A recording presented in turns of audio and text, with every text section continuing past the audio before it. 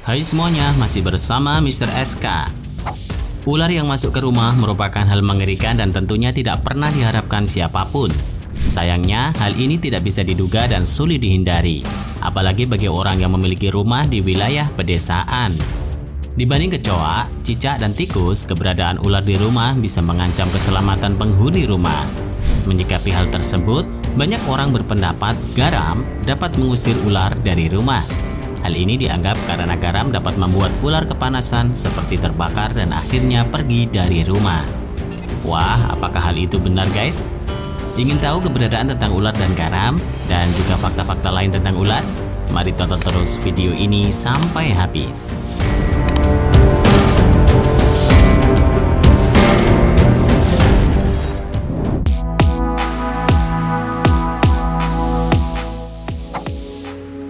Suara seruling membuat ular menari.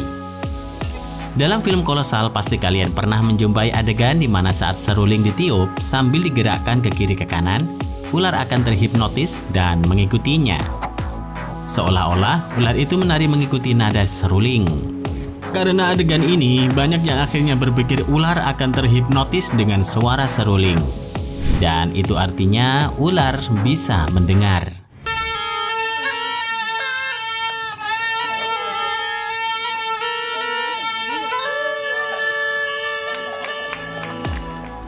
Padahal kita semua tahu jika ular tidak memiliki daun telinga. Ternyata guys, anggapan bahwa ular akan bergerak mengikuti nada seruling itu adalah salah besar. Faktanya, karena ular tak punya telinga eksternal, menyebabkan pendengaran ular bisa dibilang buruk. Jadi, bisa dipastikan suara seruling bukan penyebab ular meliuk ke kiri dan ke kanan, meski seruling ditiup serta digerakkan seseorang. Biasanya peniup seruling akan turut menggerakkan kepala searah dengan serulingnya. Hal ini yang kemudian diikuti ular. Karena dalam posisi saling berhadapan, saat seruling dan kepala peniupnya digerakkan ke kanan, maka ular akan mengikuti gerakan ke sebelah kirinya. Begitu juga sebaliknya. Hal itu adalah sesuatu yang wajar. Bergeraknya kepala ular mengikuti pergerakan apa yang ada di hadapannya adalah sebagai bentuk reaksi. Hal itu juga sebagai bentuk kesiapsiagaannya, karena menganggap yang di hadapannya sebagai ancaman.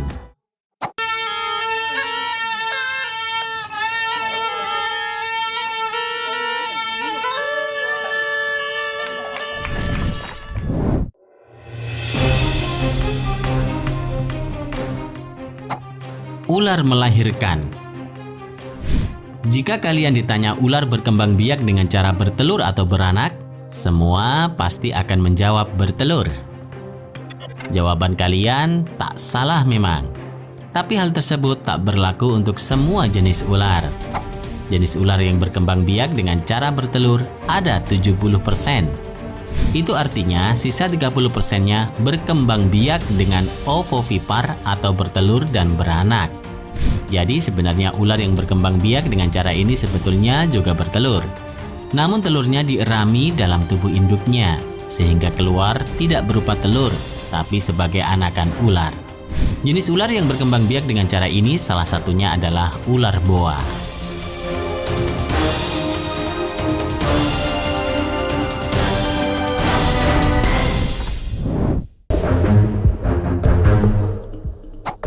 Ular berlendir. Kebanyakan orang yang jijik dengan ular mengatakan bahwa sisik ular itu berlendir. Faktanya, tidak ada satupun jenis ular yang berlendir. Jika diperhatikan memang sangat jelas bahwa permukaan sisik ular itu berlendir. Tapi itu hanya faktor pencahayaan saja. Pada cahaya yang tepat, mereka dapat terlihat mengkilap, memberi kesan bahwa mereka berlendir. Sisik ular benar-benar kering, tergantung pada masing-masing ular. Sisik ini bisa halus atau kasar. Hewan berlendir sejatinya berlaku untuk amfibi seperti katak dan katak yang mengeluarkan lendir melalui kulit mereka untuk menjaga tubuh mereka tetap lembab. Tetapi reptil tidak melakukan hal seperti itu.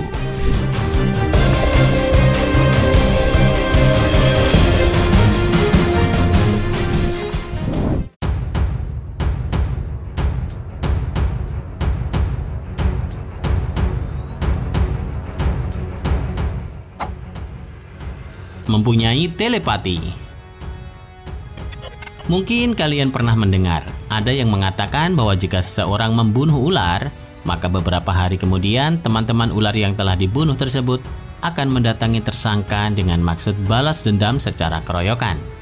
Hal tersebut disebabkan karena sebelum dibunuh, ular yang sedang terancam kematian itu melihat pembunuh dengan matanya, kemudian mengirimkan sinyal sejenis telepati pada teman-temannya bahwa orang itu yang telah membunuhnya. Sangat mustahil memang, tapi anggapan ini telah tersebar luas, khususnya di Pulau Jawa. Tapi tenang saja guys, faktanya ular tidak memiliki telepati khusus, apalagi sinyal. Hingga saat ini tidak ada bukti nyata sekelompok ular menyerang manusia yang telah membunuh ular lain. Sekedar informasi, ular merupakan hewan soliter, yang artinya mereka lebih suka melakukan segala sesuatunya sendiri.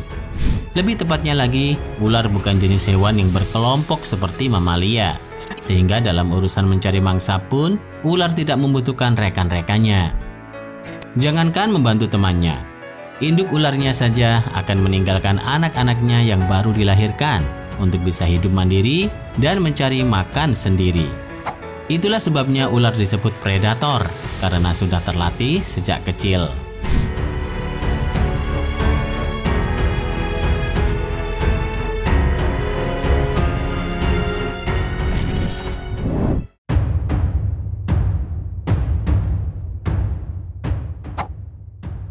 Ular takut dengan garam. Anggapan yang satu ini paling banyak dipercaya oleh masyarakat, yaitu ular takut dengan garam. Biasanya untuk mencegah ular masuk rumah atau ketika berkemah di alam bebas, banyak orang akan menaburkan garam di sekeliling rumah atau tenda dengan tujuan agar ular tidak mendekat. Akan tetapi cara tersebut bukan hal yang benar. Masalah ular dan garam ini telah dibuktikan oleh beberapa orang, seperti yang ada di video ini, di mana ular diletakkan pada lingkaran garam. Awalnya ular tersebut hanya diam. Setelah beberapa menit, si ular langsung melata melewati lingkaran garam tersebut. Nah, dari rekaman ini sudah menjawab kekepoan kita, bahwa ular memang tak takut dengan garam. Anggapan ular takut dengan garam ini awal mulanya muncul karena berkaitan dengan mistis. Orang zaman dulu akan menaburkan garam lalu dibumbui dengan doa untuk mengusir ular. Sebenarnya cara paling efektif untuk mencegah dan menghindari masuknya ular ke dalam rumah adalah dengan memberikan bau wangi yang menyengat, seperti kamper atau kapur barus di sekitar rumah. Mulai sekarang, jangan menebarkan garam untuk mengusir ular ya. Lebih baik garamnya dipakai untuk masak saja. Haha.